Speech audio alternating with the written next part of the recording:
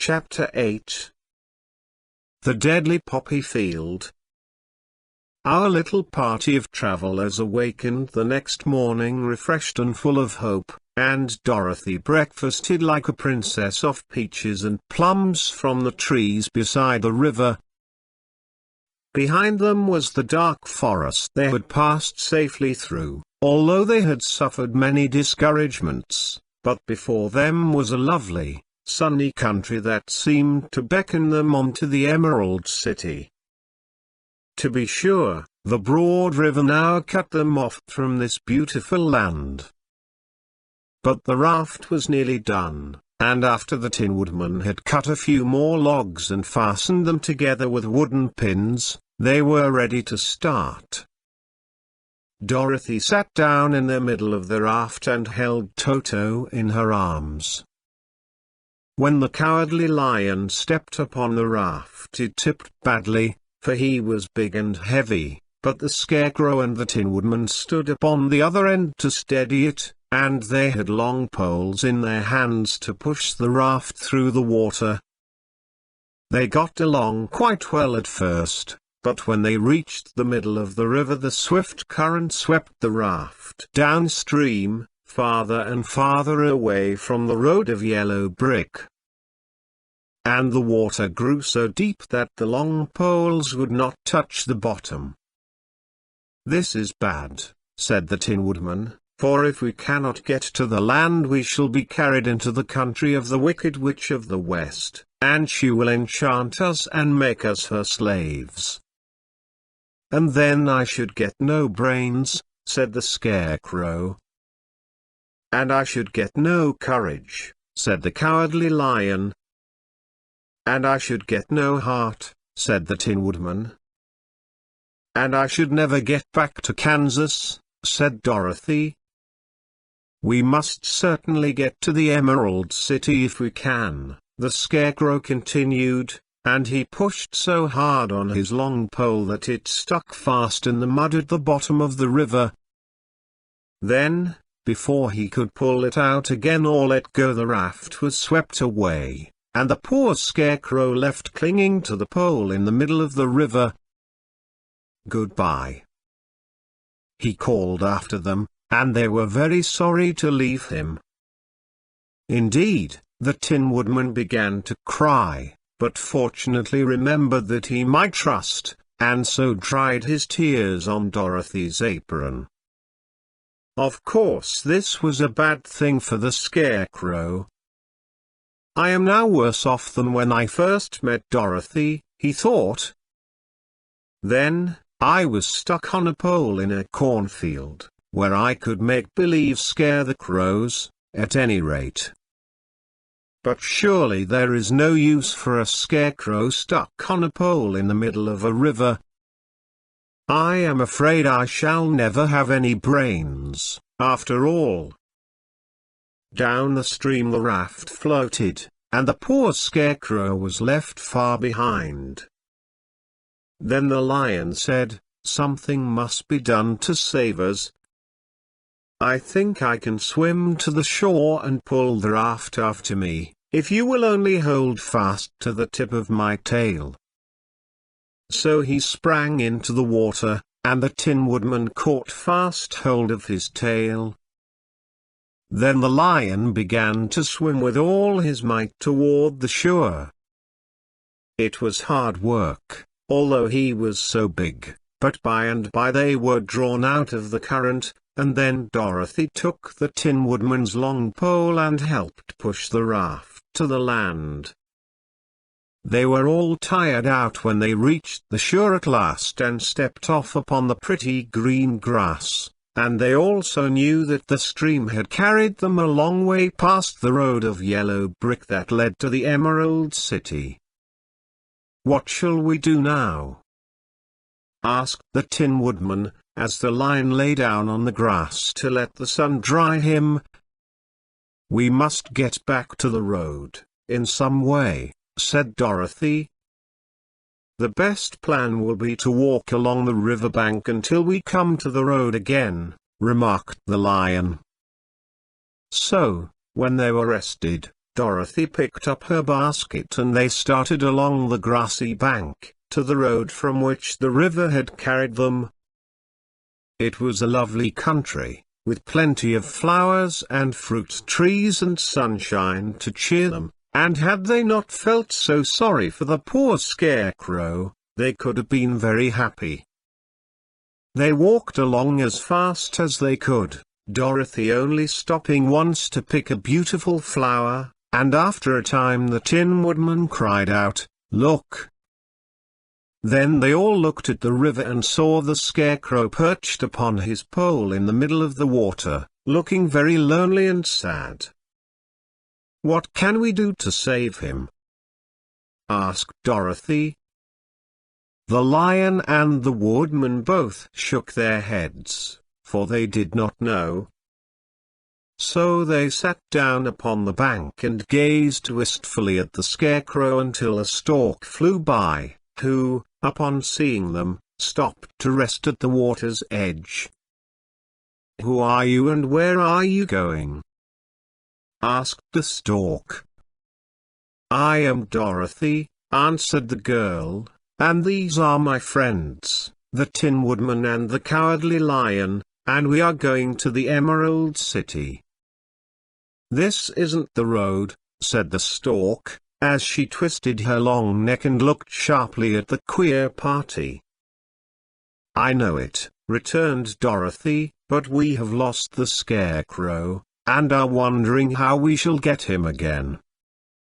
"Where is he?" asked the stork.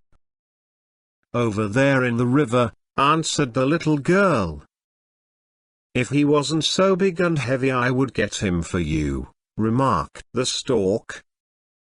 "He isn't heavy a bit," said Dorothy eagerly, "for he is stuffed with straw, and if you will bring him back to us, we shall thank you ever and ever so much."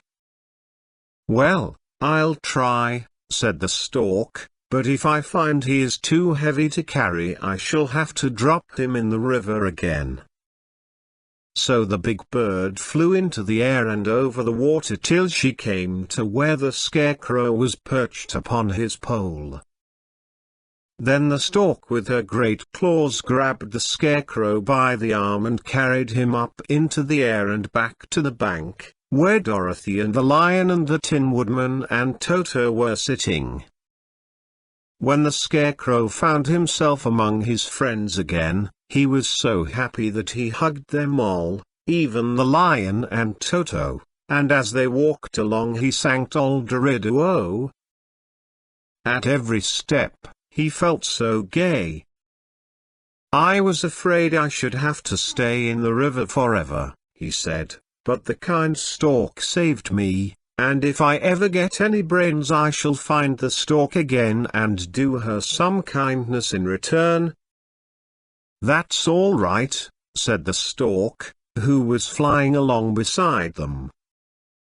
"I always like to help anyone in trouble. But I must go now, for my babies are waiting in the nest for me. I hope you will find the Emerald City and that us will help you." "Thank you," replied Dorothy, and then the kind stork flew into the air and was soon out of sight. They walked along listening to the singing of the brightly colored birds and looking at the lovely flowers which now became so thick that the ground was carpeted with them.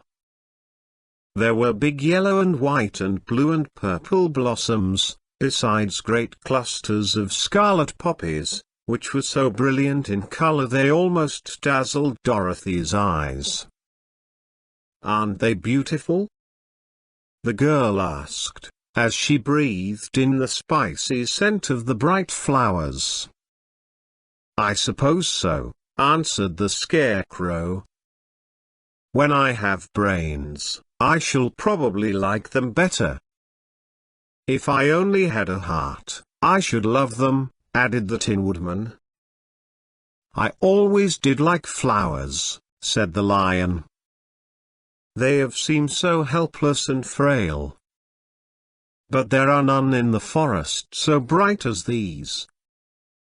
They now came upon more and more of the big scarlet poppies, and fewer of the other flowers, and soon they found themselves in the midst of a great meadow of poppies.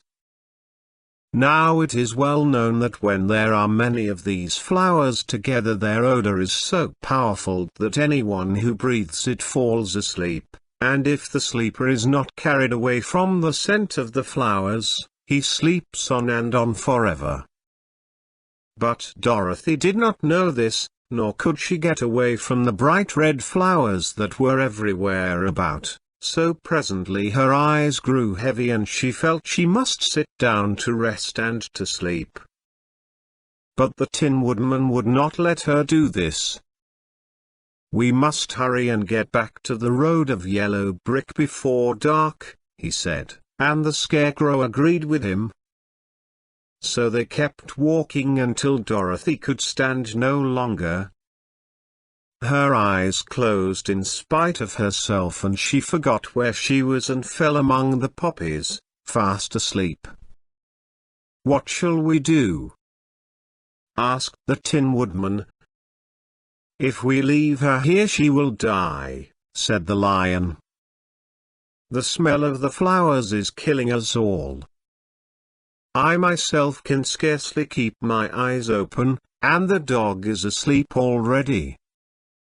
It was true, Toto had fallen down beside his little mistress.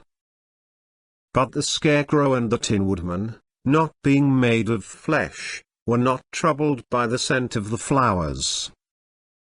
"Run fast," said the Scarecrow to the Lion, "and get out of this deadly flower bed as soon as you can.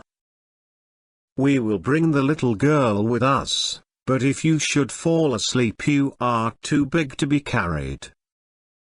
So the Lion aroused himself and bounded forward as fast as he could go. In a moment he was out of sight. "Let us make a chair with our hands and carry her," said the Scarecrow. So they picked up Toto and put the dog in Dorothy's lap, and then they made a chair with their hands for the seat and their arms for the arms and carried the sleeping girl between them through the flowers. On and on they walked, and it seemed that the great carpet of deadly flowers that surrounded them would never end. They followed the bend of the river, and at last came upon their friend the Lion, lying fast asleep among the poppies. The flowers had been too strong for the huge beast and he had given up at last, and fallen only a short distance from the end of the poppy bed, where the sweet grass spread in beautiful green fields before them. "We can do nothing for him," said the Tin Woodman, sadly, "for he is much too heavy to lift. We must leave him here to sleep on forever, and perhaps he will dream that he has found courage at last." "I'm sorry," said the Scarecrow. The Lion was a very good comrade for one so cowardly. But let us go on. They carried the sleeping girl to a pretty spot beside the river, far enough from the poppy field to prevent her breathing any more of the poison of the flowers, and here they laid her gently on the soft grass and waited for the fresh breeze to waken her.